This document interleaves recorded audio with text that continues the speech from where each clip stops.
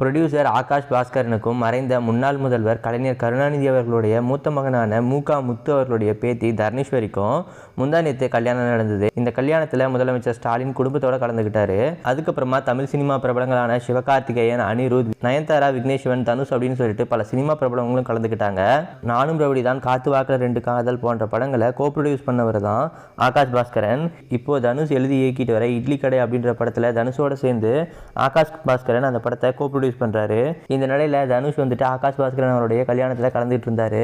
அந்த கல்யாணத்தில் ரொம்ப நாளா பேசிக்காம இருந்த தனுஷ் அண்ட் சிவகார்த்திகேயன் 2 பேரும் பேசிக்கிற மாதிரியான போட்டோஸ் அண்ட் வீடியோஸ் எல்லாம் நேற்று இன்டர்நெட்ல வைரலானது. இன்னைக்கு ஆகாஷ் பாஸ்கரன் அண்ட் தர்ணீஸ்வரி இவங்களோட ரிசப்ஷன்ல தனுஷ் அண்ட் சிம்பு 2 பேரும் இந்த கல்யாணத்தில் கலந்துட்டு இருக்காங்க. அது மட்டும் இல்லாமல் ஹக் பண்ணி பேசிக்கிற மாதிரியான போட்டோஸும் இப்போ இன்டர்நெட்ல பயங்கரமா வைரல் ஆயிட்டு வருது.